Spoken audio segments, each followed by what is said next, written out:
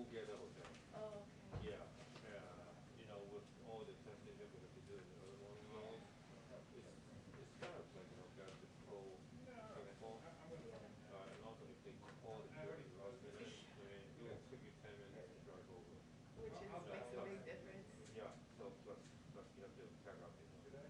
Yeah, but that residence is in a pretty nice location and it's by like a stream, a reserve bank, and you can walk, you know, on the side of it. Yeah, It's really nice. yeah, so there was like a river walk, and then they looked like there was a wildlife. I didn't read that. Maybe just a couple blocks I know there south. was a zoo, but the zoo was under construction when I was up there. Not sure about the wildlife thing that you're talking about. Yeah, I looked at the. I'm gonna get Okay, the. now they changes that they have converted into like a walking path. No, I got it. I just didn't read that. Oh, I love stuff like that. Okay, It's cool. pretty nice. Yeah. Yeah, not too bad. Well, look it up. I mean, it's not far away. I mean, it's very near to the residence in Wilmington. Okay, cool. And not too far from the beach. Yeah, that way I can see because I'm so Remote. blind I can barely see. Over. Because that's just too small. You know, Maybe like So an yeah, hour. yeah, I think it was something else. That's easy. Over stuff there. But he has a house You can put it up over there there. too. Yeah. Yeah, so he might go. But that way I can just watch Okay, the cool. return That up could there. be interesting change. So you have not gone up there yet? No, not with, Did you guys hear it? school yet. We just sent somebody this afternoon who's on their way up. 17-year. And then we sent Colin a couple weeks ago. He did the first trip Yeah, there. so it's gonna be so I loud. see. Yeah. Is it, they go up 100 decibels? I think you're the only one that know. Yeah, so I was thinking. And Melanie, It's the case. she's our director. Did you get the demo? Yeah, she's about to have a They've got a baby. demo on there, but it, It hasn't been. I'm so excited. Okay. Yeah. So good job. That's exciting news. is it allowed to film it? Yeah.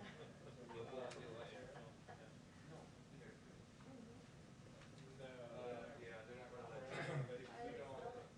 Yeah, that's one. 12-17, right? No. No. Not really. Yeah. No, you can't set up, like, I don't think I'm gonna be here. Do you have any remote cameras? I think we might have one up there, but we don't use it. No, we Okay, don't use it. yeah. They go, yeah. Yeah. Talk to the, yeah, the still photographers are gonna come, you know, that's, Yeah. they only want people who have briefing seats to come in here. But if you have permission from Lower Press, they said you could be in here, but, yeah, you can't set up a tripod down there. Yeah, we don't have one up there right now. I'm not there now. So you still do your drawing thing? Oh yeah, I feel like when it was a couple of years ago, I would have more time. Like we would be in bands or like making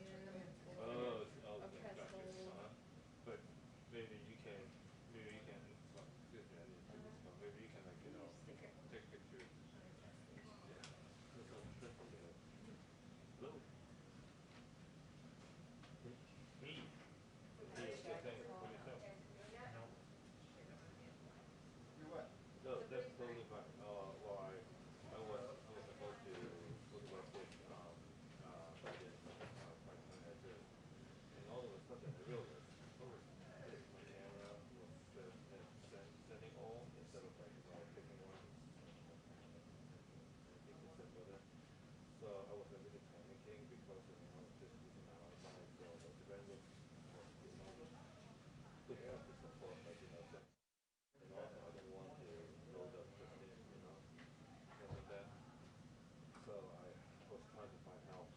So I called the issue manager with them do the manual, how you got that, how you change it. But I can't find you, and then I find you, so I log in, but yeah.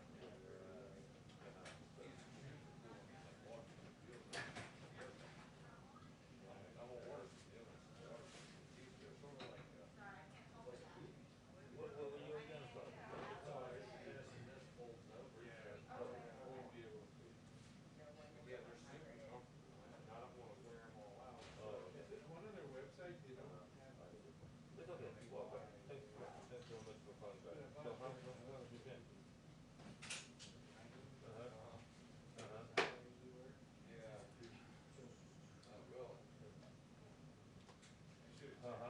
Yeah, I didn't send it back. That's good. Yeah. Yeah, I still have to hand down my thing.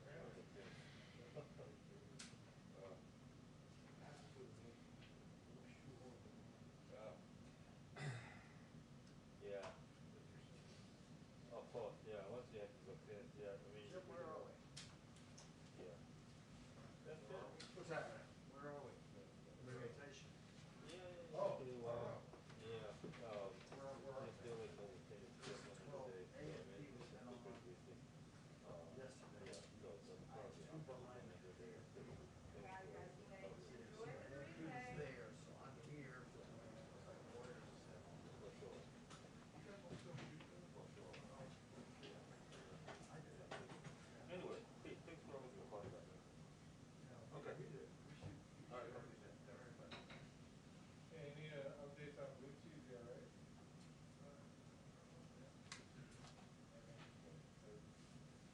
I was gonna say, maybe you can take pictures of them and then you can send me, Yeah, sometimes like when we're like running, we'll be like, oh, it's so pretty, I'll take a take a picture. picture and then you can. Go back and do it. Yeah, that would be nice. Especially like sometimes we have a lot of time in the evening Yeah. to kill. Or like on the plane sometimes too. Yeah. For those kind of things, just stop outside, so probably things that might if you want to do it real time thing. Right. Yes. Yeah. Yeah, this would be good. So do you only do watercolor? Hey, Alex, I is Gucci just good? started Yeah, he's good. doing, He's good. He's just tired. with acrylics. Got it exactly the way I had it. Oh, that's a whole So different you video. are. It's crazy. It's Yeah. true. It's the Oh, reverse. yeah, you're So next Yeah, one. exactly, yeah. you have to do the Yeah, I think you're Watercolor is there. so transparent, yeah, and Two and behind we me. do the light shades So I'm first, here. and then the last is the dark shades, and then So, acrylic yeah, in my And team you is. do the dark shades Yeah, first, you're right. and the light shades last. kind of that oil painting, right? Yeah, it's like cheap oil painting, but I've never Getty's done oil right painting. there. That's my dream. Yeah. Is Getty's at the exit sign. pandemic is At the over, exit sign. I You're try right. to find somewhere I can take a class. He's already got You his need a spot over studio there. too? Oh, Yeah. he's at the It exit sign. smells so bad. No, and no, I mean, it's kind of He's not in the messy, deep and end. it's really technique. Like I don't have the time What is to that? watch a lot of YouTube. You need all these tools, all this, I don't even know what to call it, but Yeah, yeah. I should have done it in college. That would have been smart thing to do. It's good enough. No, just like with one of my electives. Uh-huh. That would have been fun. But yeah, She's it's right. It's always not too late to go back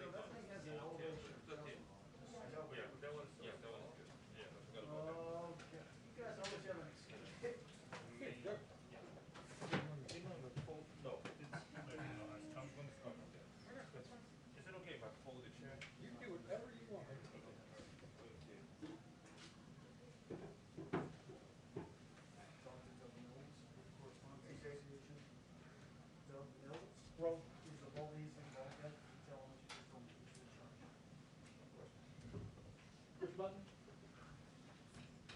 Which button?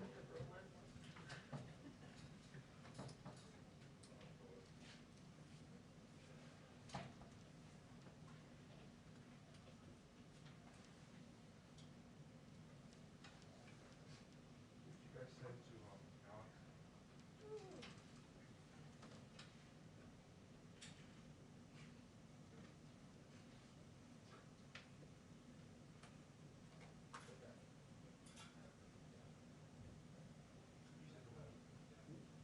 See that when they've done the cleaning on the podium, see how it's all stripped? There, the finishing was stripped off. Oh, yeah. That's from the cleaning. No, are they gonna stain it? They're gonna have to. The fuse of my parachute, same way. Yeah, exact same thing. If you're in trouble, then I'm gonna bring my green mic. Yeah, that's why. Just for you, Dave. Isn't it? Did they do I that know. on purpose, or You're was always it trying to just get me like back. It's the, material they used? yeah, it's the solution that they're using, it's really good. Monitors. Plus we're straight from the finish on. He screwed Oh, up. that would have been really Hey, good. Alex, you're fine there. Hi, everyone. Happy Friday. Well, we are ending the week with a very special guest, National Security Advisor Jake Sullivan. He's our first repeat guest here. Must be a lot going on in this world. He's going to give us a readout of the Quad meeting that took place this morning, and also, of course, answer some of your questions. So with that, let you take it away.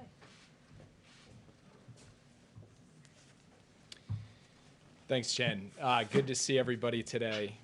So as Jen said, this morning, the president hosted the first ever Quad Summit, the first time that this group gathered at the leaders level. Of course, they gathered virtually because of the constraints of COVID-19. Each of the leaders independently in the course of the meeting referred to this event as historic because it cemented a group of strong democracies that will work together going forward to secure a free and open Indo-Pacific. The president noted in his opening remarks that this is the first multilateral summit he's hosted since taking office, and that's on purpose. It reflects his view that we have to rally democratic allies and partners in common cause, and his belief in the centrality of the Indo-Pacific to the national security of the United States. During the meeting, the leaders addressed key regional issues, including freedom of navigation and freedom from coercion in the South and East China Seas, the DPRK nuclear issue, and the coup and violent repression in Burma. The president and his counterparts also spoke to the competition of models between autocracy and democracy and expressed their confidence that despite setbacks and imperfections, democracy is the best system to deliver for people and to meet the economic, social, and technological challenges of the 21st century. And I have to say that over the course of the meeting, a sense of optimism for the future, despite the hard times we're in, was on full display. The four leaders did discuss the challenge posed by China, and they made clear that none of them have any illusions about China. But today was not fundamentally about China.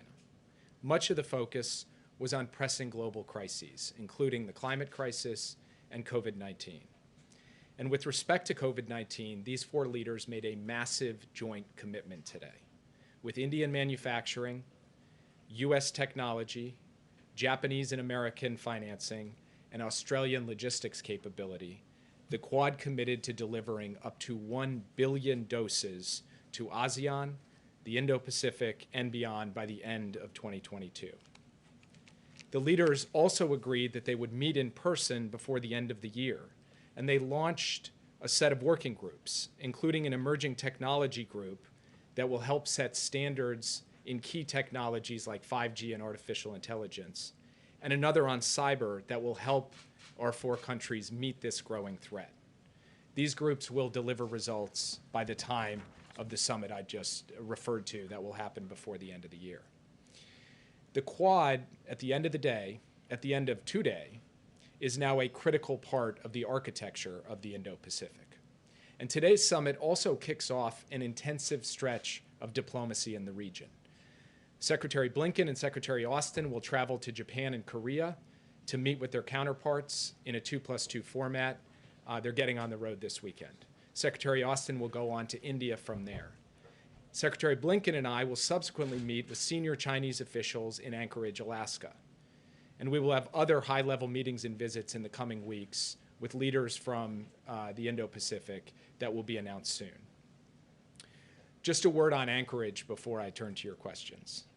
We've spoken a lot about our fundamental strategy of establishing a position of strength in the early going. And after the work of the past 50 days, Secretary Blinken and I will enter the meeting with senior Chinese representatives from a position of strength. President Biden has signed into law the American Rescue Plan, and the OECD has now projected that our economic growth will be the highest in decades and will help power global economic growth. We're ahead of schedule on the president's ambitious goal of 100 million shots in 100 days. We've launched a bold effort to secure our critical supply chains. We've reclaimed our place in key international institutions, and with the current presidency of the UN Security Council, we passed a strong statement on Burma just this week.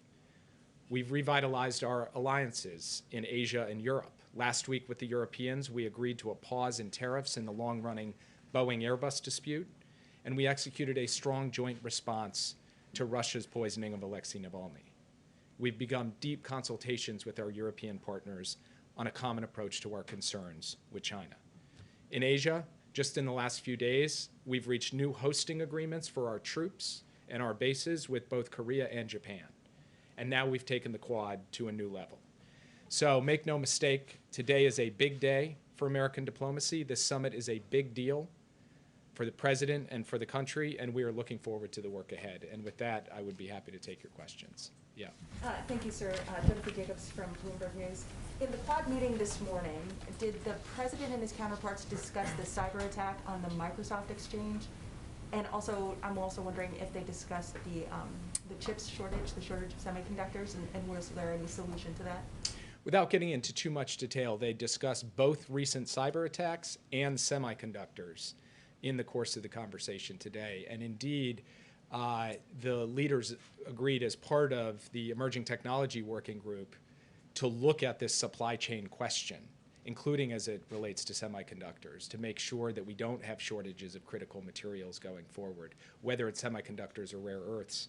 And with respect to cyber, the impetus behind this new cyber working group is not just the SolarWinds incident or the Microsoft Exchange incident, both of which the United States is responding to with urgency, but also cyber attacks that have hit Japan, India, and Australia just in the past few weeks and months. So this is a common challenge that we face from both state actors and non-state actors, and we do intend to make the Quad a central vehicle for cooperation on cyber. Yeah. On this cyber attack with Microsoft, can you give us a sense at all of the scope and scale of this, how it might compare to SolarWinds, and is this still ongoing? It is still ongoing in the sense that we are still gathering information. We are still trying to determine the scope and scale. It is significant, but the precise number of systems that have been exposed by this vulnerability and have been exploited either by nation-state threat actors or ransomware hackers or others, that is something that we are urgently working with the private sector to determine. It is certainly the case that malign actors are still in some of these Microsoft Exchange systems, which is why we have pushed so hard to get those systems patched, to get remediation underway. And the U.S. government is mobilizing a robust whole-of-government response to it. Ultimately, a lot of this comes down to the private sector taking the steps that they need to take to remediate, and we will give them everything we can to help them be able to do so. Yeah. Can you declaratively say that the Microsoft Exchange hack was done by China? I'm not in a position standing here today to provide attribution, but I do pledge to you that we will be in a position to attribute that attack at some point in the near future, and we won't hide the ball on that. We will come forward and say who we believe perpetrated the attack. You talk about diplomacy. I want to ask you about Iran right now. What is the status of any talks with Iran, given they rebuffed the U.S.'s effort to meet with them? Diplomacy with Iran is ongoing, just not in a direct fashion at the moment. There are communications through the Europeans and through others that enable us to explain to the Iranians what our position is with respect to the compliance for compliance approach and to hear what their position is. And we're waiting at this point to hear further from the Iranians how they would like to proceed. But from our perspective, this is going to be, this is not going to be easy, but we believe that we are in a diplomatic process now that we can move forward on and ultimately secure our objective, which is to prevent Iran from getting a nuclear weapon and to do so through diplomacy. As it relates to Iran, is the U.S. not going to respond to the last round of rocket attacks that hit al-Assad? And we heard from the former Secretary of State, Mike Pompeo, in the last couple days saying the Ayatollah recognizes only strength. Is the U.S.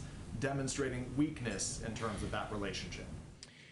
So first of all, if you look at the pattern of attacks that took place over the course of 2019 and 2020 against American personnel and facilities, how frequently they occurred, what kind of damage they did, I'm not sure that the former secretary is in a position to be trying to give us advice on the question of how to respond. Secondly, the United States reserves the right to protect its personnel and its facilities. We will do so at a time and place of our choosing, and we will take whatever steps are necessary to deter further attacks and to impose costs on those who attack us. But I'm not going to telegraph our punches on any particular operation that we may take in the days or weeks ahead. Yeah. Thank you, Jake. John Fulmer with the Associated Press. On a sort of broader picture, as a candidate, now President Biden called Saudi Arabia a pariah. He vowed a new approach on China. He vowed to be tough on Putin.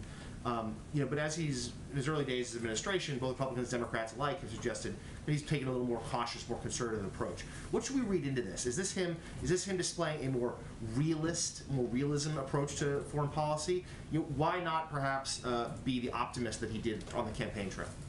Joe Biden is the ultimate optimist, and today was the ultimate testament to his optimism.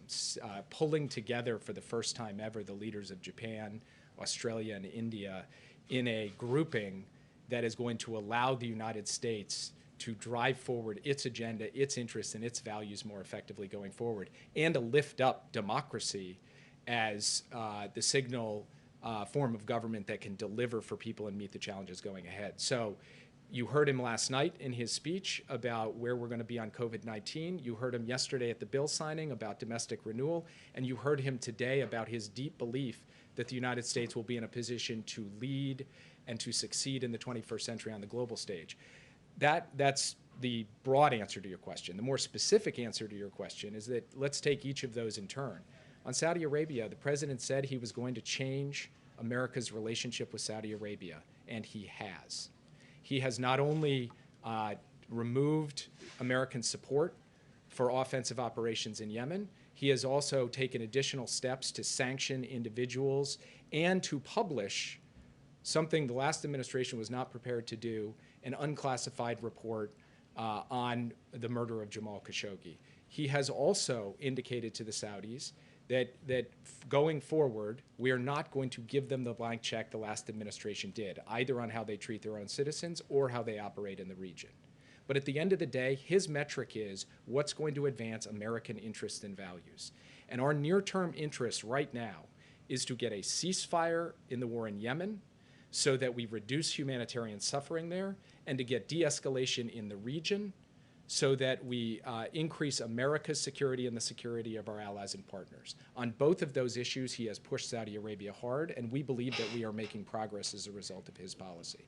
If you look at Russia and China, he has both taken a firm line with respect to Russia, including working with the Europeans to impose costs already for the poisoning of Alexei Navalny, and preparing additional responses to other malign actions that Russia has conducted.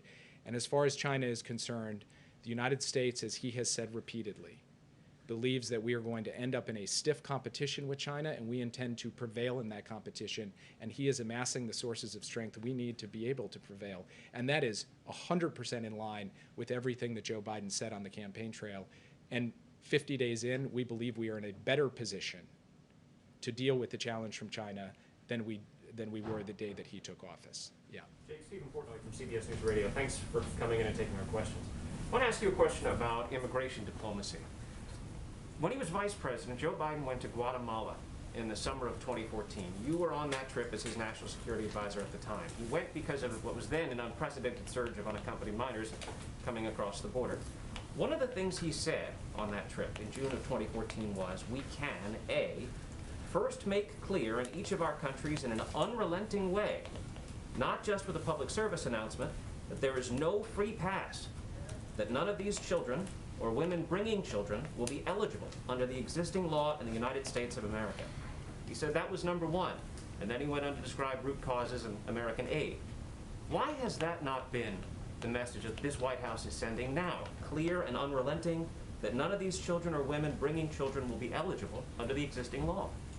So the president has made clear, and this administration has made clear, that we are going to pursue an effective and humane immigration policy and unwind what we believe was the ineffective and inhumane policy over the course of the last 4 years. That's point number one. Point number two is we've made clear that now is not the time to come to the United States.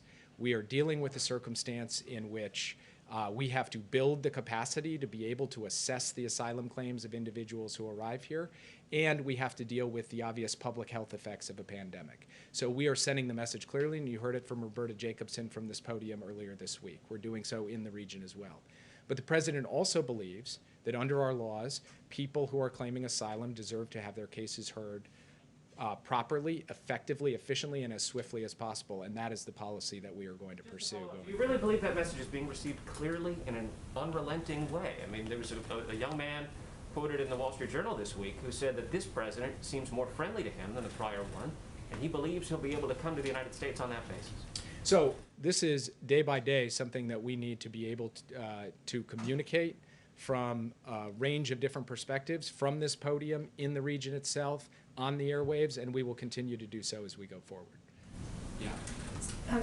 Just to follow to next week's meeting with representatives from China, do you think that tariffs and export controls targeting China will be part of the talks? And what does China need to do for the U.S. to dial back on tariffs and export controls?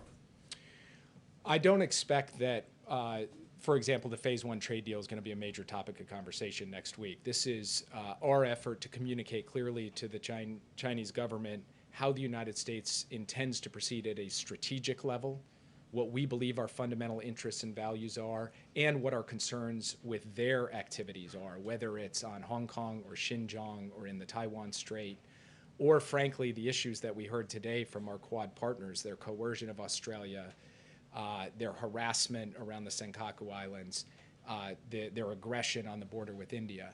So this will stay more in that zone than get into the details of questions around tariffs or export controls. But we will communicate that the United States is going to take steps in terms of what we do on technology to ensure that our technology is not being used in ways that are inimical to our values or adverse to our security. We will communicate that message at a broad level. But in terms of the details of these issues, we have more work to do with our allies and partners to come up with a common approach, a joint approach, before we go sit down point by point with the Chinese government on these issues. We will also want to bring other key representatives, senior economic representatives of the Biden administration into those conversations at the point in time when they're appropriate to occur. We can do one more here, guys. Yeah. Taiwan's foreign minister has said he wants to see more security cooperation with the Quad. Do you see the Quad and coordination between the different nations as a way of perhaps increasing the potential cost to China of any move against Taiwan? And did Taiwan and its status come up in your discussions this morning? So the way that we look at this is that the Quad is not a military alliance. It's not a new NATO, despite some of the propaganda that's out there. What it is an opportunity for these four democracies to work as a group and also with other countries on fundamental issues of economics, technology, climate, and security. So I'm not going to get into detail on what the elements of that security will look like because we have work to do as an emergent institution to define what the agenda looks like. What we know is that broad-based maritime security is already core to the Quad agenda, that humanitarian assistance and disaster response and the work of our militaries in that space is already on the agenda. Where we go from there on everything from freedom of navigation to broader regional security questions, that has to be worked through, not just at the leaders level, but at the working level as well. So we'll see how that unfolds over the course of the months to come. Thanks, guys. Please, Jake. Oh, sure. Thank you. We're reporting For Reuters. For Reuters. Thank you.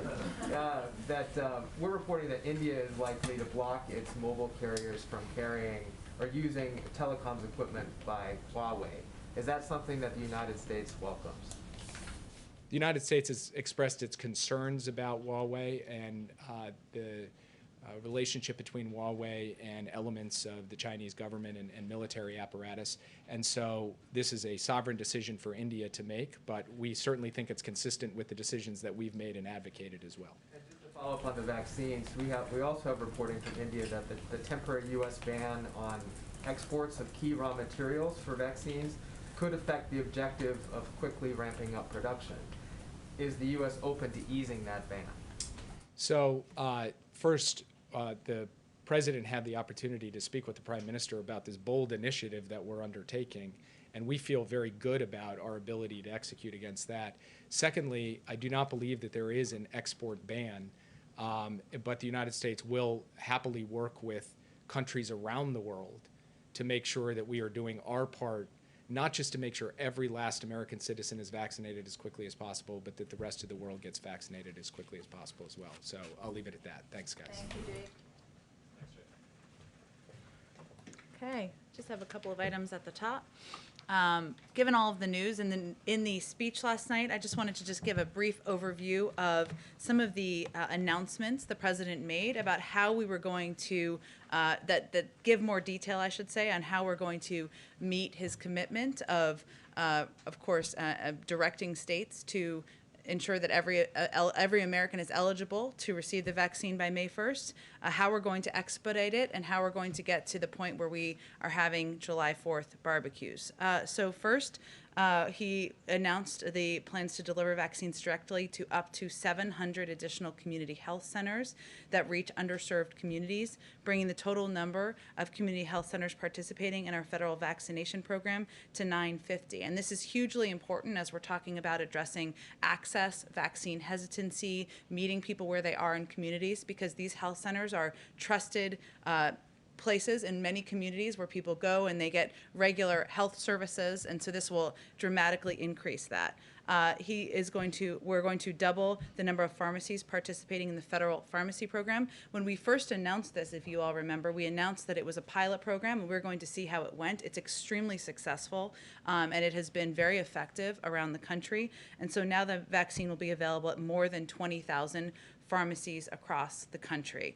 He will also more than double the number of federally run mass vaccination centers to ensure that we reach the hardest hit communities. And he talked about this in the speech, and we've seen these in communities across the country, and many of you have covered this, where you can drive up in your car with your family members, get the vaccine, and it is quite inefficient, and they can reach often thousands of people in these vaccination sites. And also announced the deployment of more than 4,000 active duty troops to support vaccination efforts, bringing the total to over 6,000 in all. So that's obviously a significant increase, and expanded vaccinators, the people who can give these vaccines, to dentists, optometrists, paramedics, physician assistants, veterinarians, and many more.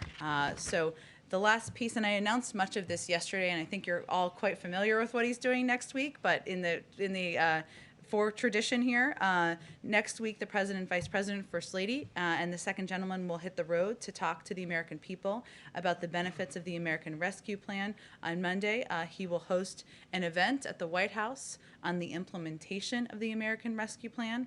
On Tuesday, he will travel to Delaware County, Pennsylvania, as part of the Help Is Here tour to amplify the American Rescue Plan. And on Friday, the President and the Vice President will travel to Georgia to continue engaging with Americans about how they will benefit from the rescue plan. Jonathan, go ahead. Thank you, Jen. A number of influential New York lawmakers, including Representatives Nadler and Ocasio-Cortez, have now called for the resignation of Governor Cuomo in the light of new allegations of harassment, including one that was referred to law enforcement. My first question is simply this: does the president believe the governor should resign? The president believes that every woman who's come forward, there have now been 6, I believe, who have come forward, deserves to have her voice heard, should be treated with respect, and should be able to tell her story. There also is an independent investigation that is ongoing, of course, in the state with subpoena power overseen by the Attorney General, and he certainly supports that moving forward. We, of course, have watched the news of a number of lawmakers call for that, but I don't have any additional announcements from here. A follow-up on this. In light of the investigation, in light that he has had some of his pandemic response powers taken away, does the White House still have faith in Governor Cuomo if he remains in his position, overseeing the response to the pandemic in the state of New York? Well, we certainly don't want anyone in the state of New York to be penalized, meaning not have access to vaccines, to vaccinators, not have access to funding from the rescue plan. And certainly we will continue to work with a range of officials to get that done and get it implemented. But the president and our COVID response team works with governors across the country, including Governor Cuomo, to implement these plans, and we'll continue to do that. One other topic. Go ahead. There are more than 10 million doses of the AstraZeneca vaccine in the U.S. that can't be administered here, but could save lives in Europe and other places in the world if the company was freed from the obligation to deliver those doses to the U.S. government. The company has appealed to the administration to let them export those doses. Why has the president not agreed? Well, let me just take a step back here and explain kind of what's going on here. First, as we've stated a few times, but worth restating, the president's priority and focus is on ensuring that the American people are vaccinated. Obviously, he made some significant announcements last night about the timeline of that, and we will have enough doses in our hands by the end of May to ensure we can make that happen. AstraZeneca is also not yet approved by the FDA. We also want to make sure we have maximal flexibility, that we are oversupplied and overprepared, and that we have the ability to provide vaccines, whatever the most effective ones are, to the American public. There are still 1,400 people who are dying in our country every single day, and we need to focus on addressing that.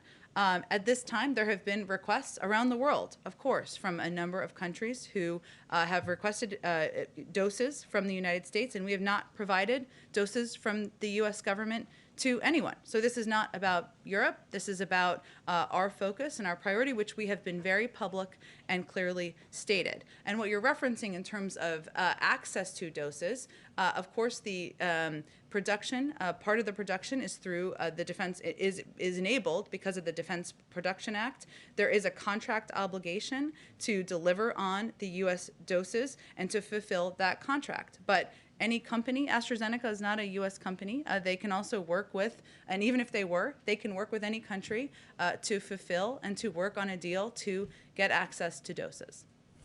Go ahead. Jen, if I I'm can, voting in Jeff. we just heard from Jake Sullivan talking about on immigration, the need to have a consistent and continued message to communicate to migrants that the border is closed right now. We saw Ambassador Jacobson. He says there has to be a message on the airwaves and in that region as well. If you want to send the message to migrants that the border is closed, shouldn't President Biden be the one who is clearly delivering that message? Well, he did do an interview with Univision about 2 weeks ago and made that absolutely clear. And I certainly expect he will look for the opportunity to do exactly that. I will note, however, that he is one of the voices. Ambassador Jacobson is one of the voices. There are a number of effective voices in the region, including leaders in the region, including partners we need to have in the region, NGOs and others, to deliver the same message that now is not the time to come, that the majority of people are turned away at the border, which is backed up by factual data, that adults, families will be turned away at the border in almost every scenario. And so that is part of the data and part of the information that we're looking for partnership to deliver in the region. Is it working? Well, again, Peter, I think we know, we've seen the numbers that CBP puts out on a regular basis. We know there are more children under the age of 18 who are, of course, coming across the border. That is consistent with what our policy has been.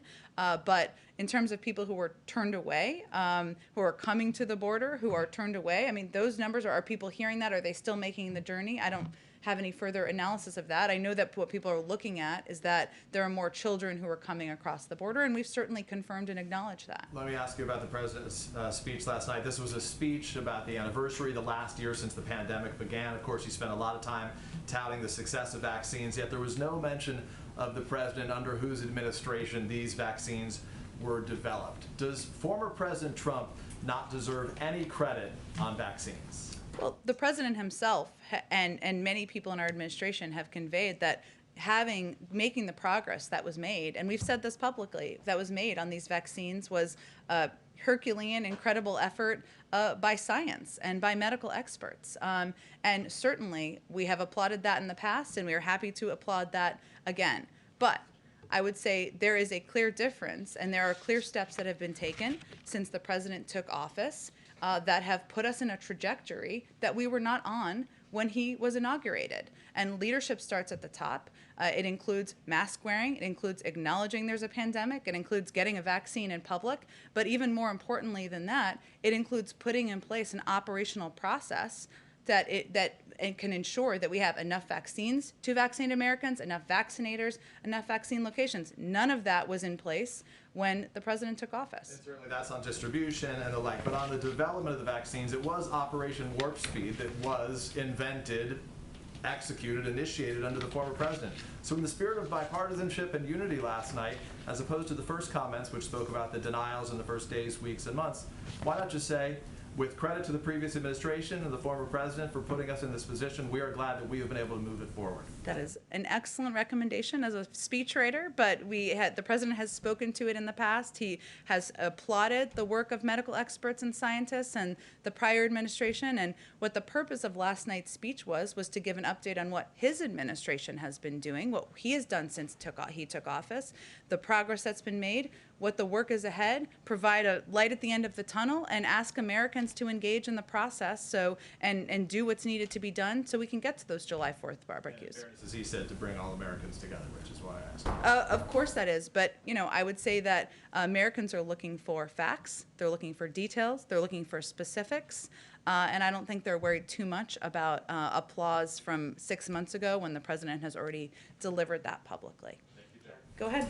You just said that leadership starts at the top when it comes to getting COVID vaccines out, but when you describe the messaging on immigration, you're talking about leadership from Ambassador Jacobson and many others getting the word. And I don't think that's what I said, but you were explaining why President Biden is not out here.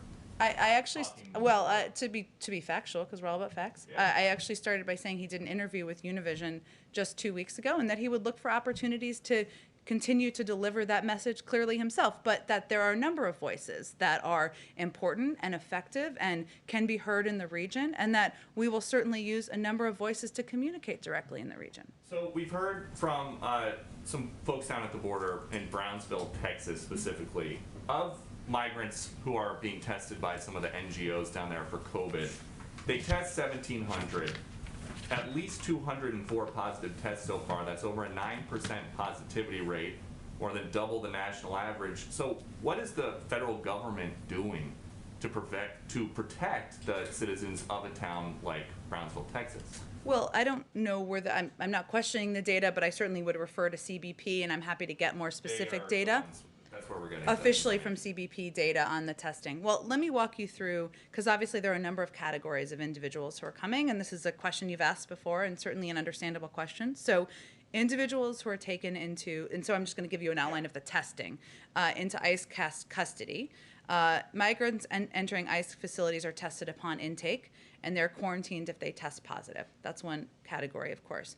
Unaccompanied children, of course, another category. All unaccompanied children encountered at the border receive a medical screening by contract medical professionals. That includes a medical assessment or health intake interview. Minor issues are treated on site, and major issues are referred to a local hospital. So when a child is released into ORR custody, they quarantine for 10 to 14 days and receive COVID testing through HHS. Those who are, come into the country and are treated with alternatives to detention, sometimes that's ankle bracelets and other means of tracking. DHS works with city and county leaders as well as public health officials to provide COVID-19 testing and, as needed, isolation and quarantine for families released from Border Patrol facilities. And that's something we've talked about a bit in here in terms of a proposal that was made by DHS and FEMA in coordination with NGOs and local authorities to fully cover and pay for the testing. That up to this point, the governor has declined that proposal. But based on what you have said before and our understanding of the policy, it's just guidance that these migrants who test positive, many of them are instructed you should go and quarantine and isolate. Does the administration know how many actually do versus how many actually just go off to wherever? Well, I just wanted to convey, because I know you were asking a good question here, that the very specific processes that are taken for each scenario. And certainly there are, with the individuals who are coming across, alternatives who are treated with, again, noted, sometimes ankle bracelets as they come across while they're waiting for adjudication of their cases. Those are the steps that are taken. Those are the recommendations that are made. And I just noted that testing is there's a proposal for testing all of these individuals as they come across. So that's what our policy processes are. But in terms of specific data and numbers, I would certainly refer you to CBP, or I'm happy to talk to them as well. And do you know if there are any administration discussions about vaccinating some of these migrants who are being held for much longer than normal, or much longer than in previous administrations, to stop the spread in the shelters?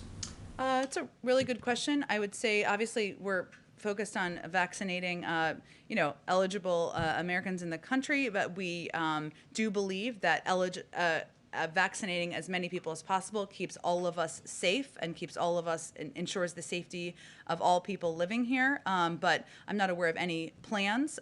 We are very focused on addressing and taking steps to address the public health challenges that we're seeing across the border, of course, with the pure number of people, the number of people who are in CBP facilities and in these shelters. We've talked a bit about working with the CDC on guidelines, but certainly with the pure numbers, we need to continue to look at and evaluate ways to prevent this from becoming more of a public health challenge. And then one other topic quickly. Last night in his speech, President Biden reiterated his goal. He wants a majority of schools open by his 100th day in office. That's April 30th. Yep. One day later, May 1st, he says that every adult is going to be eligible for the vaccine. We know that teachers have been prioritized everywhere. So why just a majority of schools as the goal instead of a specific high percentage, or say all schools? Well, first, let me encourage you. You could even go cover it, I bet. The Secretary of Education is having a forum on schools and school reopening on the 24th. I believe it's the 24th of March. There are a lot of steps that are being taken already by the Department of Education. They're issuing a guidebook of best practices. They're already engaging with schools and school districts. They're requiring that any school that is going to have access to funding from the American Rescue Plan produces a plan within 30 days to reopen their school. The school district does, I should say. So there are a number of steps underway. We, of course, want to have schools reopen and have them reopen in 5 days a week. That's our objective, but it's in the excellent hands of the Secretary of Education, this is his #1 priority every day, as the president talked about in his speech. And last one, would the White House be okay, or could the White House get behind a proposal for schools to remain in session full-time through the summer? Well, some school districts will decide to do that, and they can use funding from the American Rescue Plan to do that, or to help ensure they can do that. So it's really going to be a decision made school district to school district, and if that determination is made, we certainly support that, but that's part of what Secretary Cardona will be working out with school districts. Go ahead. Thanks, Jen. On the 4th of July barbecues that you keep mentioning, yes, it's obviously a symbolic goal, but how did you arrive at that date? Why the 4th of July? Is that the date by which you believe most adult Americans will be able to be vaccinated? Well, we'll have enough supply by the end of May, right? And it will be state to state. So we did not want to give a conclusion of when everybody will be fully vaccinated, because it really depends on a couple of factors, some which are out of our control, right?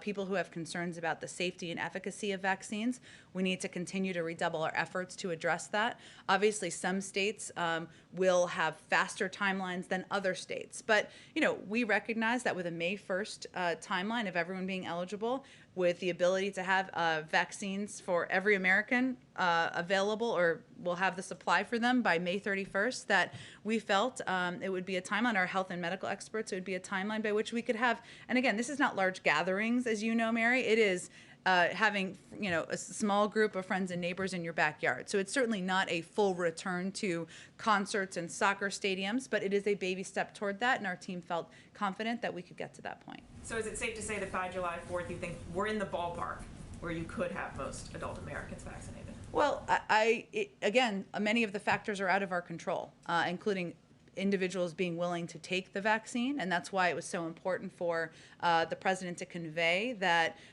it is safe, it is effective, tell your friends and neighbors it's safe and effective, and that will be a factor here. And it is going to require Americans continuing to wear masks, continuing to social distance, getting the vaccine. So that is a light at the end of the tunnel, but there are a lot of steps that need to be taken to get there. As the president mentioned last night, you're also launching new tools in May to make it easier to sign up, including a website. Yep. Why wait until May to roll that out?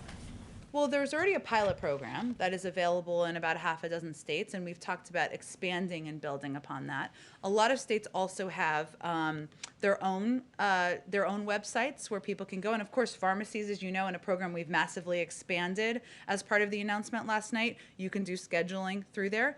This is a website that will make it possible for Americans to go see where there is supply available, and we just wanted to make sure that it was we had the time to have that up and ready, but we are confident we can do that by that timeline. Go ahead. Thanks, Jen. Back to AstraZeneca. Can you say how big is that stockpile? And then secondly, also on AstraZeneca, when does the administration expect them to seek the emergency use authorization, the EUA? Sure, both excellent questions. I don't have any prediction for when they will seek it. You probably have to ask them that question, and I don't have a update on the amount of supply. Obviously, there was an order placed last year prior to President Biden taking office, and as would not come as a surprise to you, given this is how it's worked with every other vaccine, it doesn't mean you have all of that, right? You often don't have much of it until there is approval, and obviously we're not going to get ahead of the approval. Would you be able to follow up with us and just let us know how many doses are in that stockpile? I'm not sure. We will have a number to provide, but I'm happy to check for you on that. Go ahead. Jen, one question on last night. The president said he's directing states to ensure that all adults are eligible for the vaccine by May 1. What more do states need to do to achieve that goal? Because it sounded a little bit like he was putting the onus on states, but states are asking for more supply, right? And they won't be able to do that without more supply. Well, we wouldn't have done it if we didn't anticipate that we would have much more supply available, and that's certainly part of the process, and we are providing that through state allocation, but also directly to pharmacies. And so it's certainly, as in each state, as you know, Jeff, but there is different prioritization of who is in each order, and so it's just conveying what that should look like, and HHS has the authority to direct states to adjust their prioritization. And they made that clear yesterday, too, about the authority. I guess I'm just wondering, why does he need to tell states this? Is there a lag where states not moving in that direction? I think it was making clear that this was his expectation of its being a leader of governors and leaders in the country of when, and providing some clarity to the American public about when they can expect to be eligible. Now, some states will move faster than others, and we certainly anticipate that. Some states that may have smaller populations or bigger supplies as a result, relatively so, I should say, they may move faster, and that certainly is something we encourage. But he wanted to provide certainty and a timeline for the American people so that they can expect when they can be eligible. And, for months, he's leveled with the American people. He tried to do that last night, and many of you have asked for a timeline for eligibility, a timeline for vaccine supply, and a timeline for back to normal, and he was venturing to do that last night.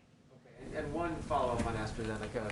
You've made very clear, and the president has made very clear, that the goal and priority is Americans. Does he see any moral dilemma in sitting on some vaccine, we don't know the exact amount, that has been approved elsewhere, that could be saving other people's lives in other countries while the process drags on for however long it will in the United States? Well, we don't know, and can't anticipate, as you know, when the process will conclude.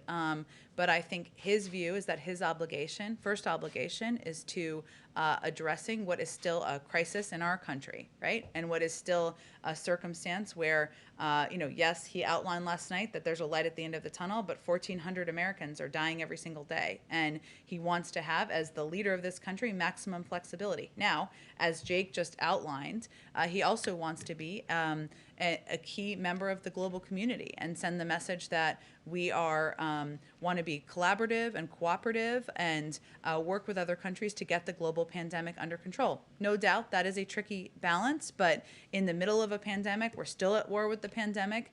It was a priority to him to ensure that he has maximum flexibility as the leader of this country. Good. Just a follow-up clarification on the prioritization. So last week or earlier this month, the White House called on states to prioritize teachers and vaccinations. Now the White House is saying states should open up eligibility to everyone as soon as possible. So by May 1st, yeah.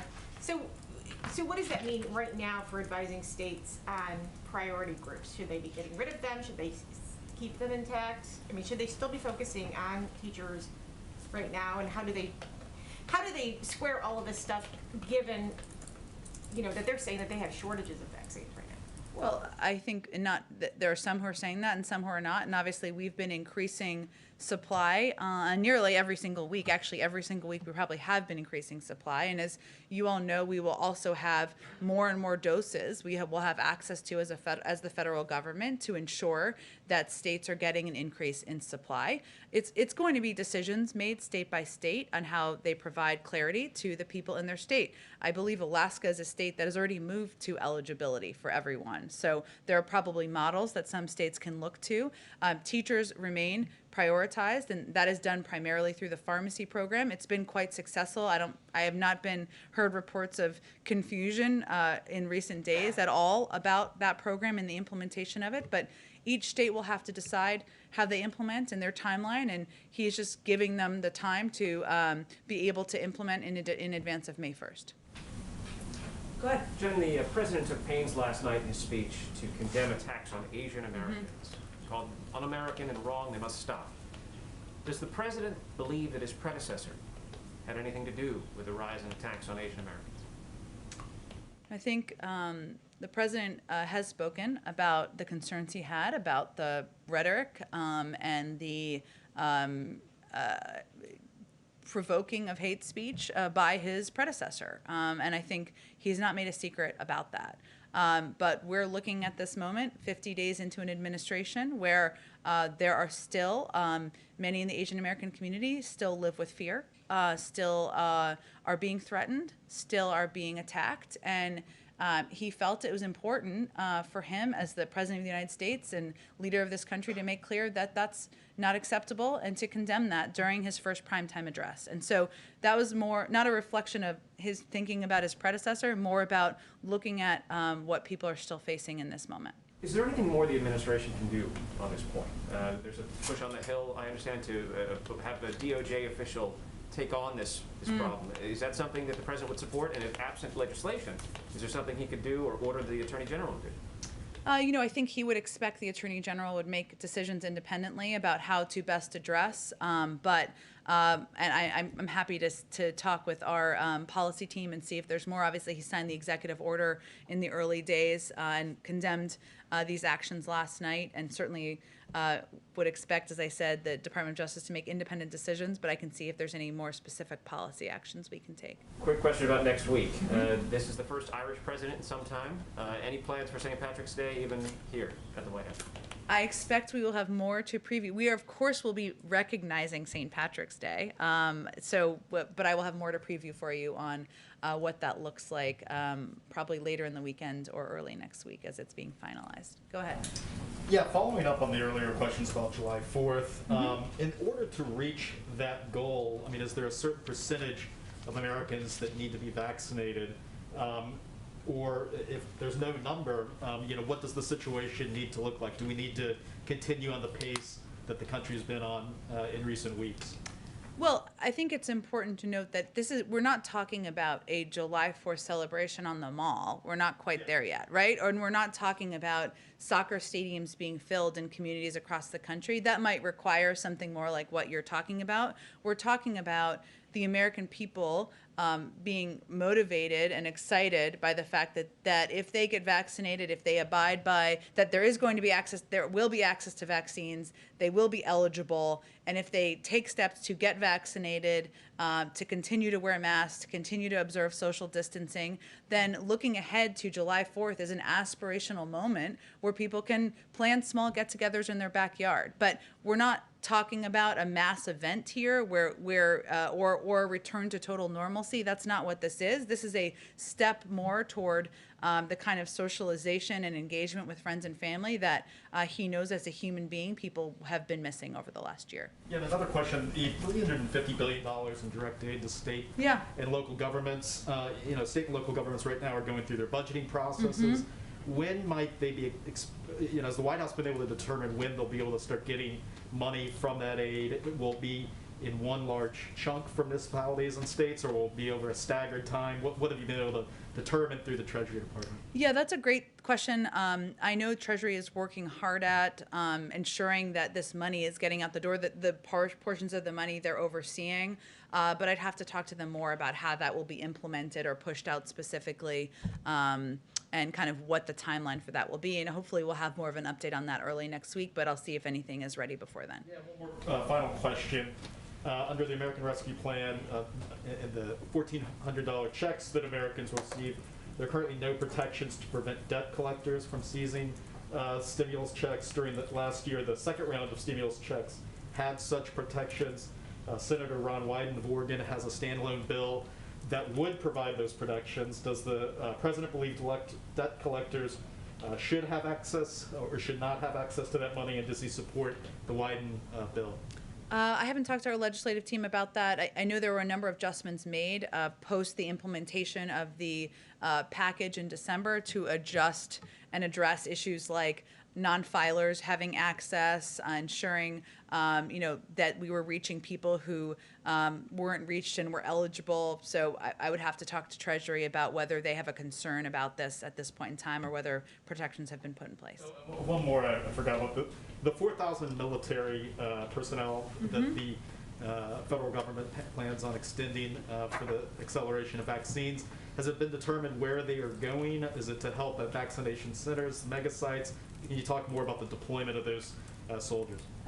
They typically help in all sorts of locations where help is needed and determined in coordination with local governors and local elected officials and folks who are overseeing these centers. So it's really case by case and state by state, but I don't have a breakdown of where they'll be going quite yet. Go ahead. Last night, the president again said more Americans have died from COVID-19 than died in World War I, World War II, Vietnam War, and now at 9/11. The numbers don't bear that out. So why has he said that again for a second time? Well, I think I'll have to check on that specifically for you. I don't have the numbers all in front of me either, but if it's important to you, I will follow up with you after the briefing on it. Well, you've been called out for it once before, so it was a surprise. We know he did a line-by-line edit, so it's a surprise that it went in again. Well, I'm glad you're focused on the important business, but I'm happy to check on it for you. Go ahead in the back. Hi, Eric Phillips with CBN News. Thanks for taking my questions. Wanted to know, first of all, considering the challenges at the southern border right now, what specifically can faith-based organizations do to help meet that challenge?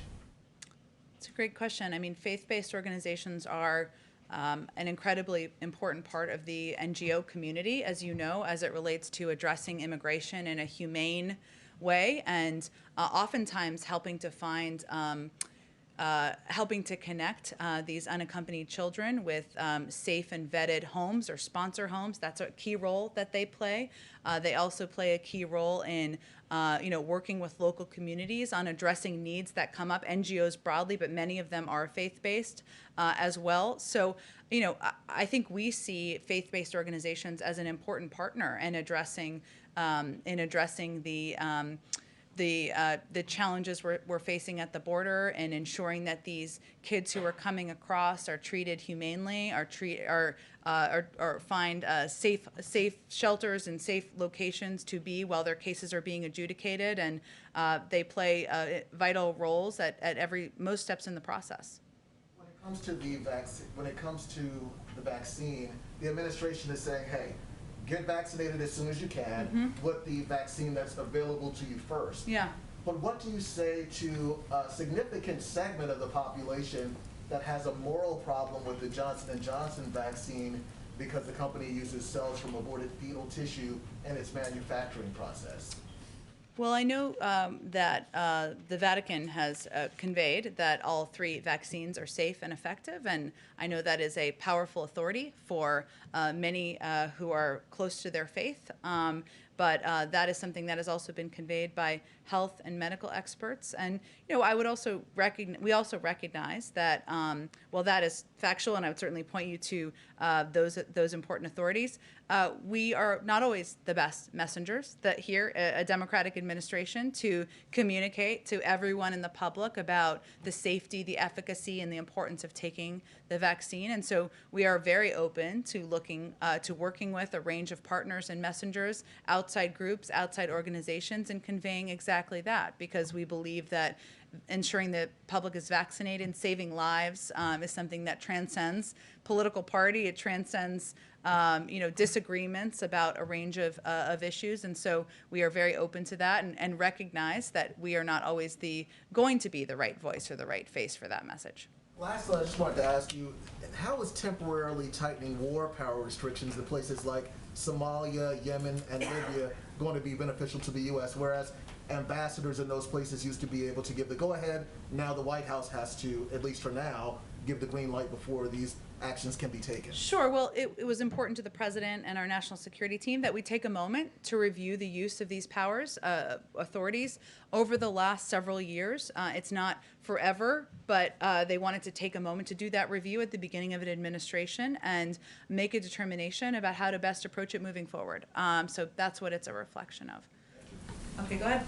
Thanks, Jen. One on vaccine hesitancy and one on gun control. Sure. So a latest poll in-house at Yahoo saw that 44% of unvaccinated Republicans said they would never get vaccinated. This is higher than we found than any other group or crosstab.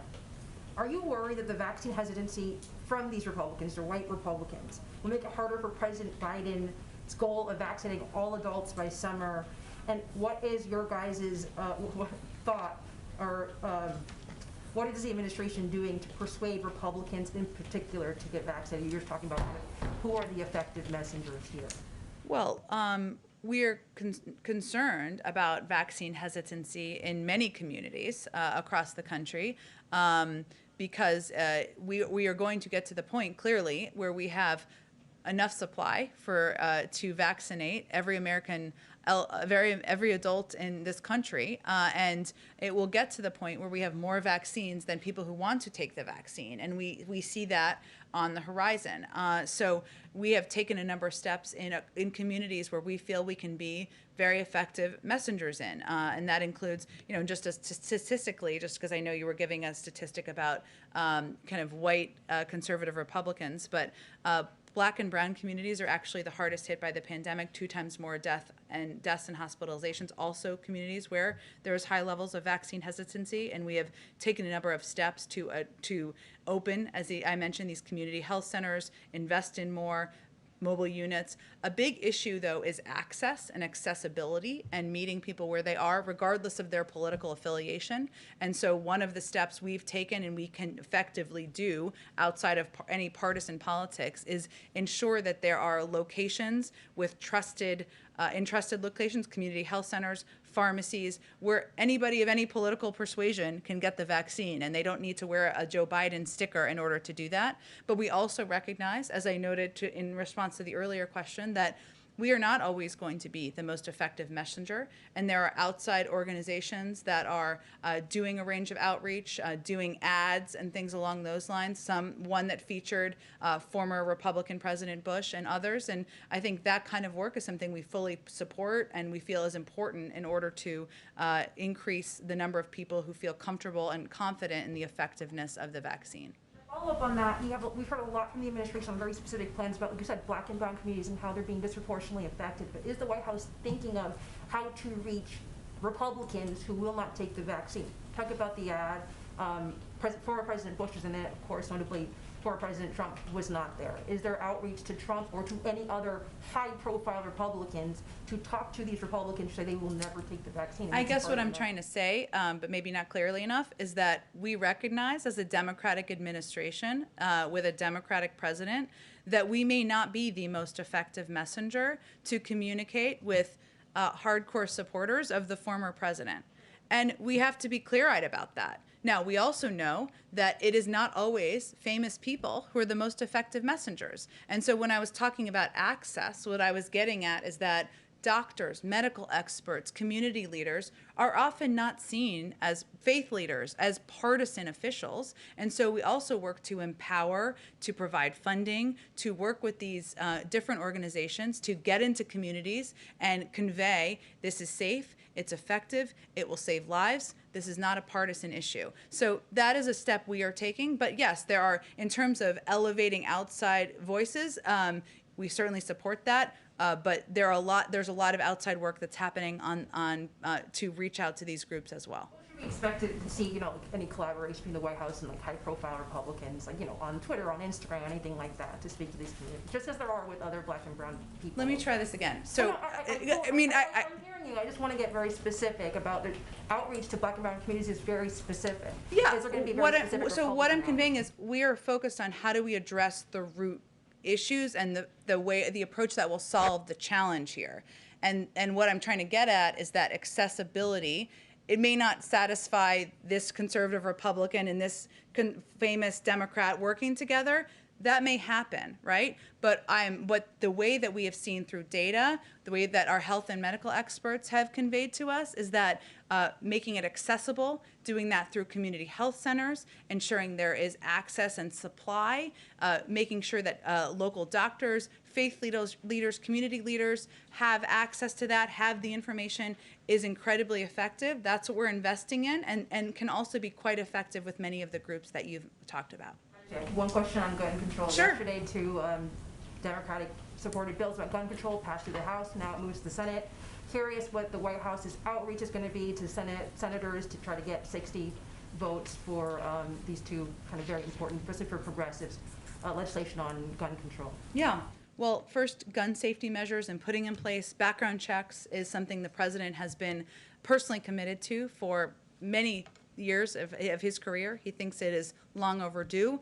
It is steps that will help save lives, keep communities safe, children safe, schools safe.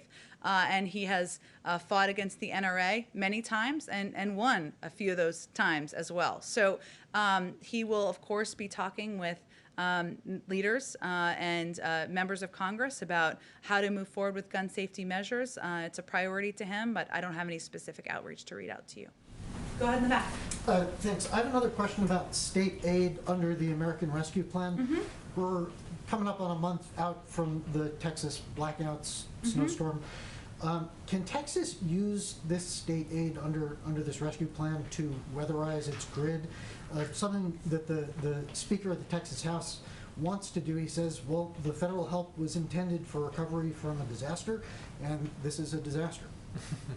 Todd, I'll have to check on the technicality of that, and I can do it in the same way when I'm following up on the questions I will go back to the Treasury Department on. I'm not sure if there are limitations in the use of it. Obviously, it's intended broadly to ensure we're keeping cops, firefighters, others on the beat, but I am happy to check and see if there's flexibility in there. We want those cops to be cold. All right. Follow up on yesterday, you said 64,000 frontline DHS workers have gotten vaccinated.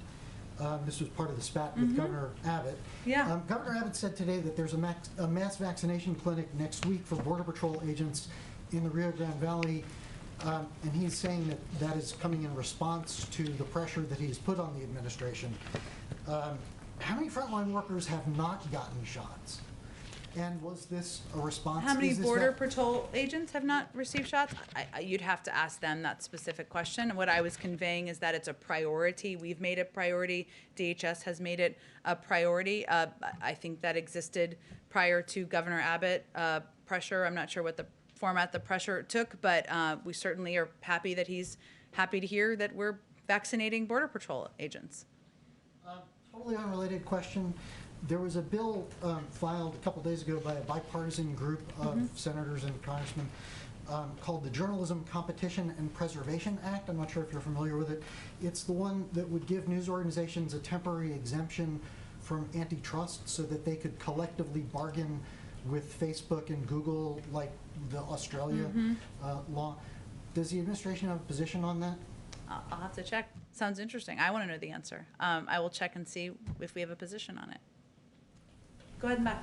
Considering that the US has a much better success rate in terms of COVID vaccinations than the European Union, is there an exchange between the US and Brussels, and what kind of advice would you have to the Europeans to do it better? We absolutely are coordinating, discussing, sharing best practices, and of course addressing the global pandemic is something that comes up in nearly every conversation, if not every conversation the President, our Secretary of State, National Security Advisor have at every level. There are a lot of lessons we've certainly learned over the last couple of months, and I'm sure our team would be happy to share them. And you're right, we are now vaccinating more people on a daily basis than any other country in the world. Thank you, Jen. Thanks, everyone. Thank you. You too.